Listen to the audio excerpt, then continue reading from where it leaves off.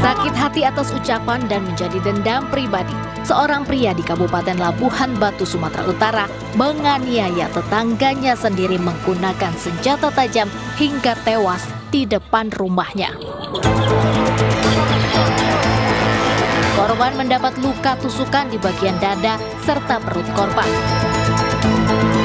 Mengetahui korban dalam keadaan bersimbah darah dan kritis, pihak keluarga bersama warga sekitar pun langsung membawa korban ke rumah sakit terdekat. Namun sayangnya, tak sampai 30 menit mendapat pertolongan medis usai dilarikan ke rumah sakit Sri Gunung Pamela Aik Nabara, nyawa korban tidak terselamatkan.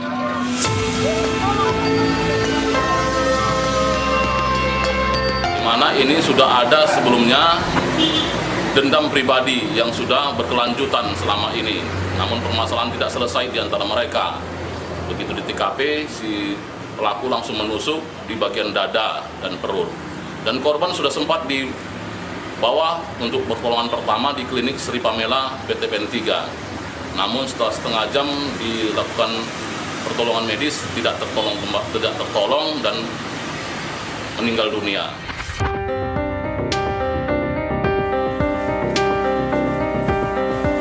Panik dan menghindari amukan warga, pelaku langsung melarikan diri usai menikam korban menggunakan senjata tajam. Mendapat laporan dari warga atas kasus penikaman, polisi langsung mengejar pelaku. Tak membutuhkan waktu lama, polisi berhasil meringkus pelaku yang tak jauh dari lokasi kejadian. Dari hasil keterangan, pelaku nekat melakukan aksinya karena dendam terhadap korban. Korban yang bekerja sebagai tukang sayur ini kerap mengolok pelaku karena pengangguran dan membuat pelaku sakit hati hingga membunuh korban. Dari kasus ini, polisi menyita sejumlah barang bukti, yakni pakaian korban dan satu buah senjata tajam jenis belati yang digunakan pelaku untuk menghabisi nyawa korban. Pelaku ditetapkan sebagai tersangka pembunuhan.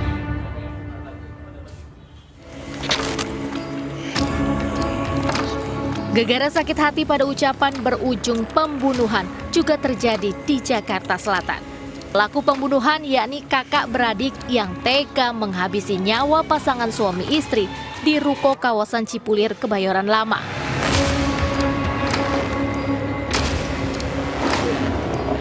Siapa sangka pelaku pembunuhan suami istri yang merupakan kakak beradik ini adalah rekan kerja korban.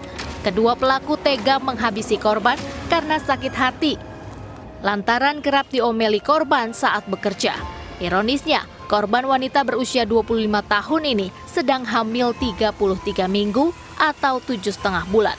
Janin di kandungan korban juga turut meninggal dunia usai pelaku membacok korban.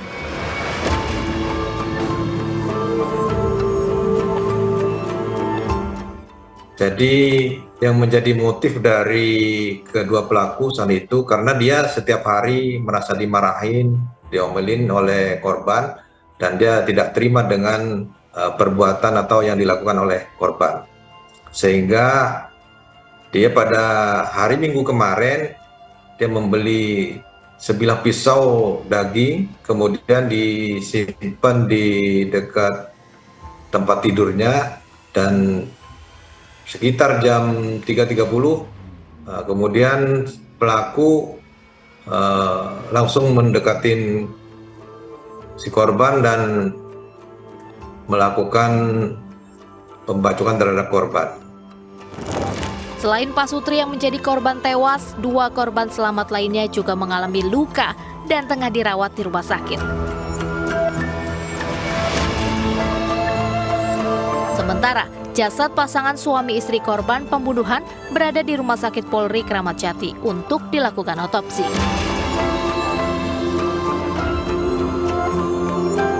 Diketahui, ruko tersebut merupakan tempat penyalur tenaga kerja. Korban merupakan senior di tempat bekerja kedua pelaku. Kedua pelaku sudah ditangkap dan tengah menjalani pemeriksaan di Polsek Kebayoran Lama. Pelaku terancam pasal pembunuhan berencana.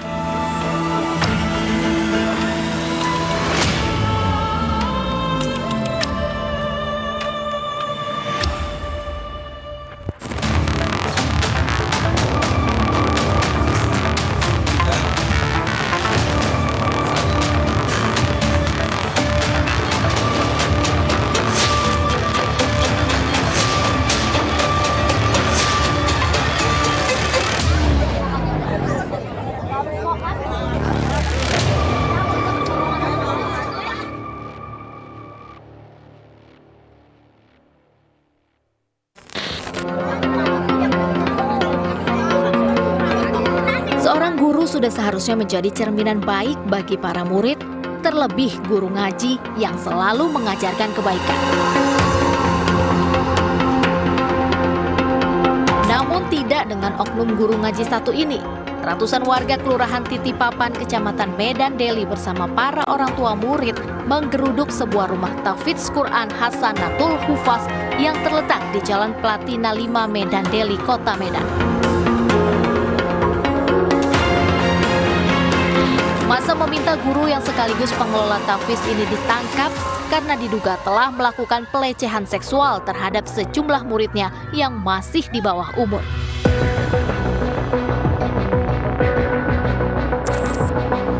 Beruntung petugas kepolisian dari sektor Medan Labuhan yang menerima informasi cepat datang ke lokasi kejadian dan langsung mengamankan terduga pelaku ke Mapolres Pelabuhan Belawan yang nyaris menjadi amukan massa. Terungkapnya kasus pelecehan seksual guru ngaji terhadap sejumlah muridnya ini berawal dari laporan salah satu murid kepada orang tua yang mengaku telah dilecehkan. Orang tua murid langsung mendatangi kepala lingkungan setempat. Ironisnya, laporan dugaan pelecehan seksual ternyata lebih dari 2 korban. Warga pun geram dan melakukan penggerudukan di rumah tahfidz tersebut dan meminta guru ngaji ditangkap.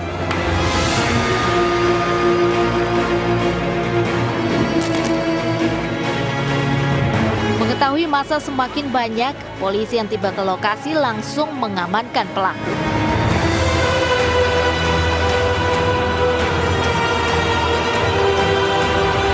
Pengakuan korban awalnya dipeluk, diajak foto, dipeluk, dicium pipinya, habis itu diraba, dipencet payudaranya, dipegang payudaranya. Soal korban kalau yang melapor ke saya, yang pasti yang 2, tapi yang melapor yang melalui ada 5 gitu.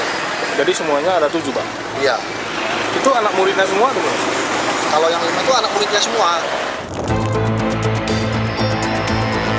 Pelaku bernama Marwin Muku pun telah diamankan ke Mapolres Pelabuhan Belawan, Sumatera Utara untuk proses penyelidikan dan pemeriksaan lebih lanjut.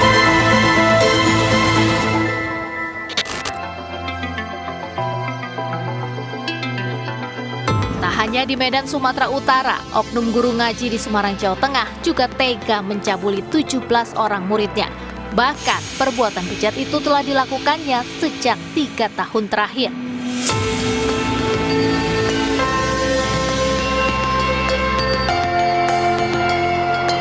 Adalah Puji Raharjo yang berhasil ditangkap Polres Semarang karena melakukan aksi pencabulan terhadap 17 orang muridnya.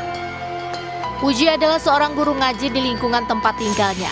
17 orang korban Puji, yakni muridnya yang masih berusia di bawah 10 tahun. Puji ditangkap setelah salah satu orang tua korban mengadukan perbuatan kejinya kepada polisi. Pria berusia 50 tahun ini meraba-raba kelamin korban dengan alasan memberikan hukuman kepada para muridnya itu. Sementara pelaku mengaku telah melakukan pencabulan terhadap muridnya sejak 2020 lalu.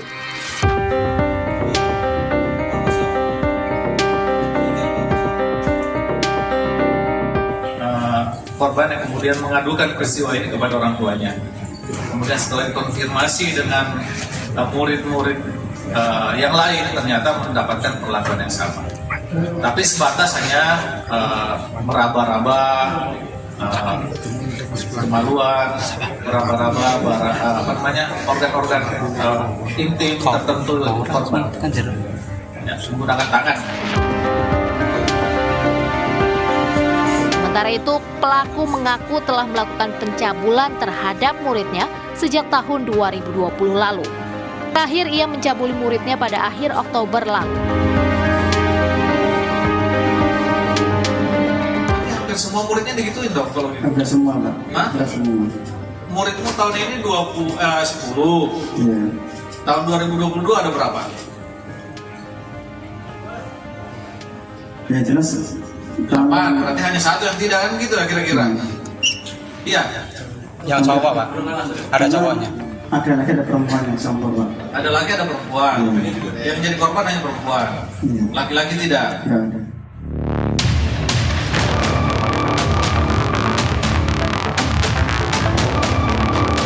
diketahui tempat pengajian yang didirikan pelaku tidak memiliki izin.